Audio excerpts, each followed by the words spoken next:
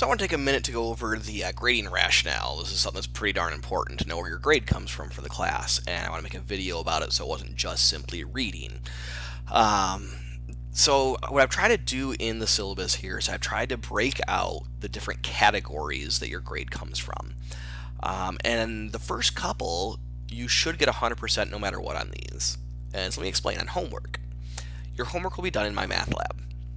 And the way the homework is set up for all of these is if you get a problem incorrect, you can try it again.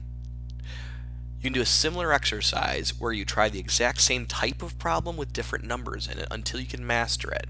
Because I'm not here to crack a whip and then get out a red pen and mark you off. My goal here is for you to master this material.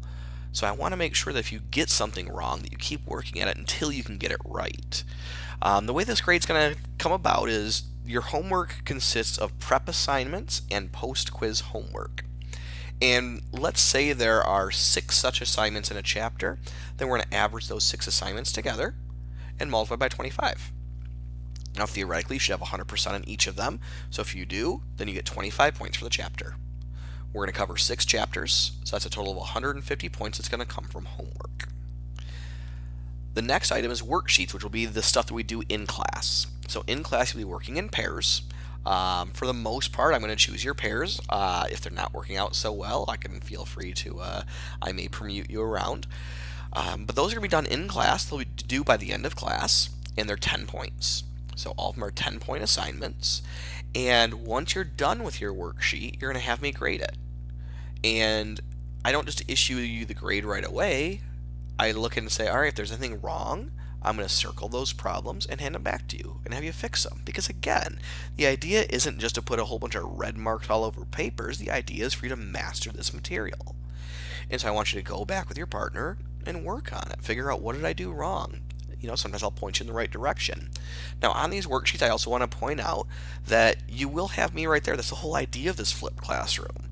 If you're having any problems at all with any of the questions, you ask for help. I'll be right there for you. That's the whole idea of this flipped classroom. Now there's going to be 21 of those worksheets. I do drop the lowest 2. So 190 points are going to come from worksheets. Now the exams, there are no provision for low exams. This is where the red pen does come out. You should master the material by the time you get to the exams. There's 6 of them. They're worth 100 points each. Now there will be certain portions of exams that you're not allowed to use a calculator on. This will be very clear as you look at the exam prep worksheets. I'm going to hand out the exam prep sheets before every exam, like well in advance, like when you start studying, so you know what to study and what to be aware of. That's going to be no calculator on the exam. We're going to talk about it throughout the lesson plans too, so you know well ahead of time what you should be able to do with and without a calculator. Then comes the final exam. Notice that the final exam is worth 2.5 tests. It's worth 250 points.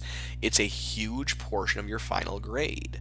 So it's important to not just blow off a chapter and say, you know what, that chapter sucks. It's going to come back in the final. It's going to come back in full force.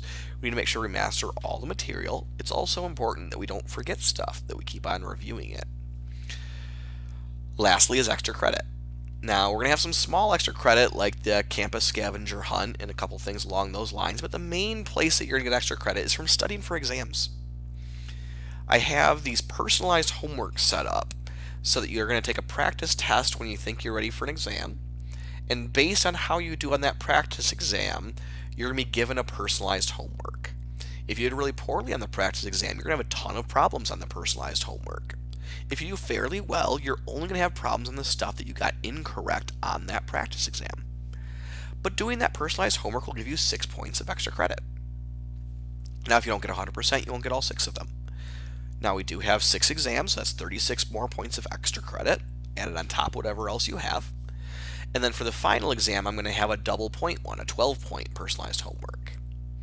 The other big area for extra credit is to keep an organized 3-ring binder throughout the semester with all of your work. It should have your lesson notes in it. It should have any of the work you're doing at home, so any scratch work for your quizzes and your post-quiz homework and things along those lines. You should keep your exams, keep the syllabus, etc. This is really important to have with you every single day. You're going to be surprised when certain material pops back up And as I'm trying to guide you, I say, hey, do you have your notes from lesson 4, even though we're covering lesson 7 right now? And you look back, I'm like, oh yeah, there's where it was. You can figure out where you should be going with this material. So you do want to be able to have this with you at all times to reference back. Don't just leave it at home and say, yep, I'm going to get extra credit eventually with this. The reason I give it as extra credit is because I expect you to bring it with you every single day and keep it organized throughout the semester. Don't just wait till the end to organize it. That wouldn't make any sense at all. So I might spot check you here and there, so have it with you every single day.